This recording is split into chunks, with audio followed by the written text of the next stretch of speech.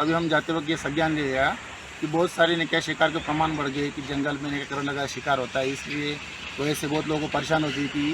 गांव-गांव जाने के बाद लाइट की समस्या होती थी। जैसे आस्ती में बहुत सारी समस्या उत्पन्न हो रही। पहले जो संदीप मसादे सर थे इंजीनियर करके, उनका जो काम था काबिल तारीफ था और उनके कार्य की अभी भी प्रशंसा होती है।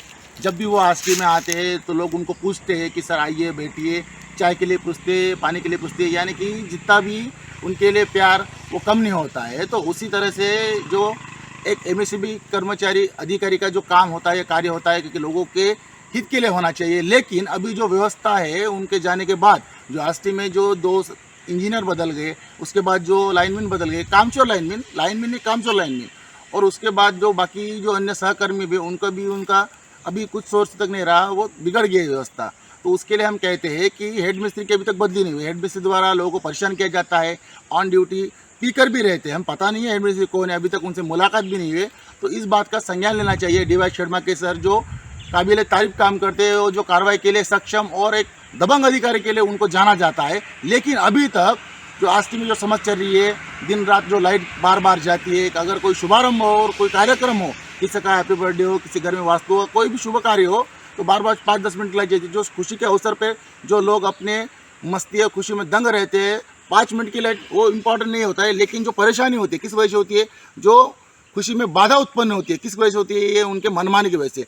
इंजीनियर साहब तो राष्ट्रीय में रहते हैं, जो राउत साहब वो भी अच्छे कार्य कर रहे हैं, लेकिन उनके द्वारा जो छूट दी गई है जो एमएससी कर्मचारी को, मैंने आपको पहले ही कहा था, जो सड़क छाप जो बेमर्जी अपने मनमर्जी से काम कर रहे हैं, अपनी मनमानी चला रहे हैं। हम तो बहुत बार कह चुके हैं कि एसी गढ़चिरौली द्वारा अपनी टीम भेजिए और समीक्षा करे कि हेड मिस्त्री द्वारा किस तरीके से अपने पद प्रतिष्ठा का दुरुपयोग किया जा रहा है।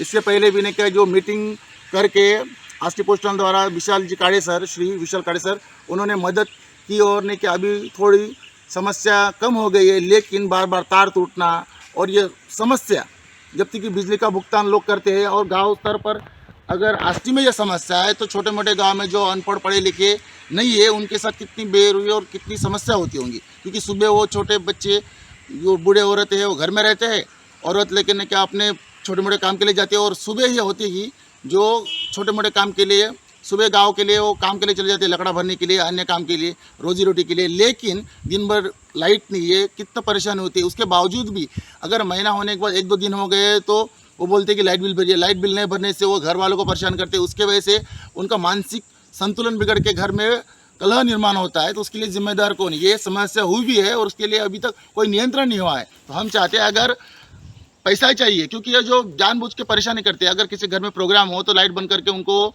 बोलते हैं कि आपकी लाइट की व्यवस्था की जाएंगी, लेकिन आप चाय नाश्ता खर्चे कीजिए।